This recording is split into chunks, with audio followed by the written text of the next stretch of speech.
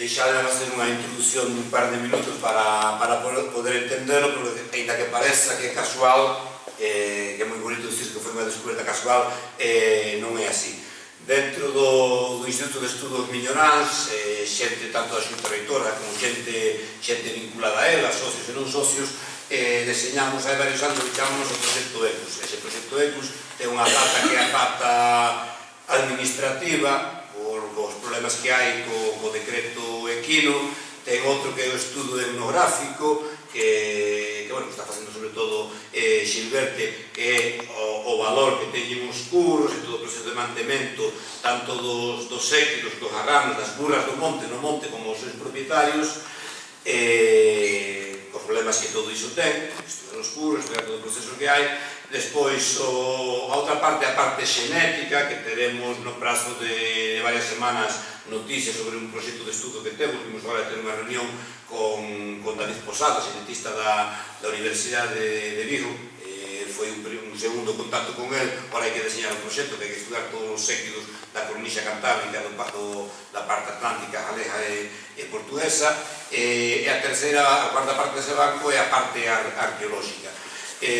Todos os anos, sabedes que facemos no IEN no Bran unha actividade que se chaman xeiras, que son visitas ao noso patrimonio, e para que non sean repetitivas de estar contando cada ano o mesmo, facemos, e iso podemos decir que somos pioneiros en Galicia, e facer desde hai uns 14 anos visitas nocturnas á arte rupestre, pero se non é ocurrido todos os anos contar o mesmo. Hai 10 ou 12 anos contamos a arte rupestre en xeral, nos últimos 3-4 anos falábamos da caza do cervo, outros 2 anos falábamos das armas ensinando o petrolífero da Guadalaxe a la de Vincios, e dende hai 2 anos aproveitando o saber de Cándido Verde, de Manolo Ledo e de Lourago, o señor de Lentes que está ali, a zona das neves. Manolo Ledo, que é o último mozo que está ali, conoce desde os anos 90, e ora están reprospectando por desgracia, por culpa dos lumes, porque o territorio percíbese de outra maneira completamente distinta.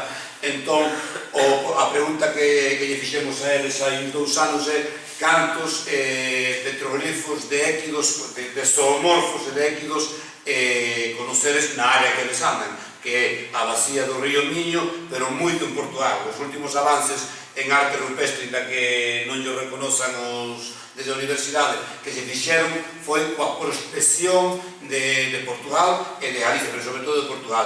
Pensade que para un arqueólogo, sea catedrático, sea bolseiro, sea doutorando dunha universidade, se non ten datos, se non ten información do territorio, non pode tirar hipótesis, non pode facer tese de doutoramento nin nada.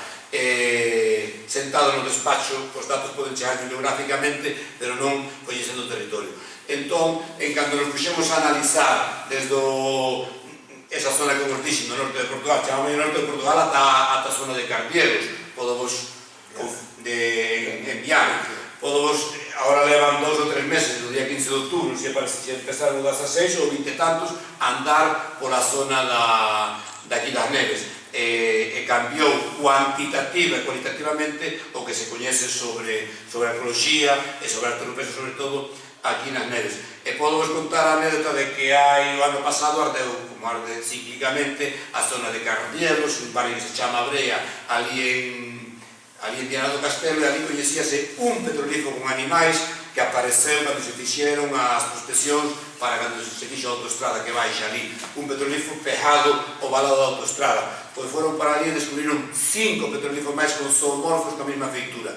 Agora, cando se está estudando desde a Universidade do Miño en Braga, é distinto estudar unha superficie soa que estudiar 6. A hora de percibir o territorio, percibir a arte, a arqueoloxía, é completamente distinto. Isto sería imposible sin os prospectores de campo, aficionados. Entón, o contacto do IEN con eles foi cando fixemos fincapé de canto hai. Entón, empezaron a mirar, a analizar un, outro, e pasamos de 50 e tantas superficies coñecidas a 115, e multiplicar por 2 o que se coñecía nos últimos 2 anos. Entón, primeiro fixemos con eles dos un repaso de todo o que había aquí, e no outro lado, algo publicado, pero a maioría descoberto por eles. Iso é imprescindible, como dixen, para a base da ciencia. Entón, xa miramos primeiro todo o que había, E a partir de toda esta base documental ampla, moi ampla, que non ten vinculación universitaria, porque non se preocuparon ainda disto, elaboramos, que vamos a publicar na revista do IEG, que vamos a mandar a un congreso que hai en Valcamónica no verano, unha hipótese de traballo que di, e además titulámoslo, un novo paradigma para a arte rupestre galega. Este novo paradigma, esta nova hipótese de traballo, di que o sur da Ría de Vigo, o fondo da Ría de Vigo, que é Concello de Redondela e Concello de Paso de Borbén, ata o río Lima, cando se poñan a prospectar do río Lima para baixo, ampliarás a zona de coñecemento, e non foste do río Lima para baixo, van a aparecer máis, porque xa hai un caso de Tele Guimarães, en esa zona moi ampla de varios centros de kilómetros cadrados, o animal preponderante, o animal multirepresentado, se cadra o animal totémico, porque se grababa aquí hai 3, 4, 5 mil anos, pasa de ser o cervo, que é o norte desa viña imaginaria, o cervo norte desa viña imaginaria, hai varios centros de pedra representados, cambia completamente, e o paradigma que os son équidos.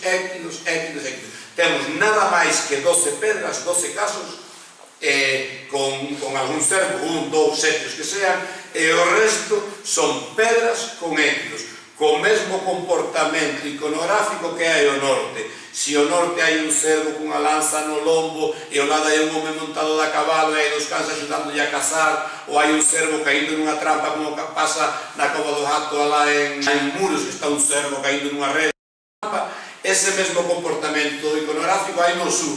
Que pasa? Que cambia o actor. O actor pasa de ser o cervo, macho dunha cornamenta impresionante, pasa a ser un équido. Por que é importante isto? Porque na bibliografía arqueolóxica sempre se di, que é moi importante, que a domesticación do cabalo dice sempre que se fixo na zona da Ucraína, das estepas rusas, das estepas centroeuropeas. Se aquí tiñamos o cabalo, tiñamos os équidos, están representados nos nosos petróleos, aquí podemos ter un foco de domesticación independente, e por aí teñen que tirar a liña de investigación.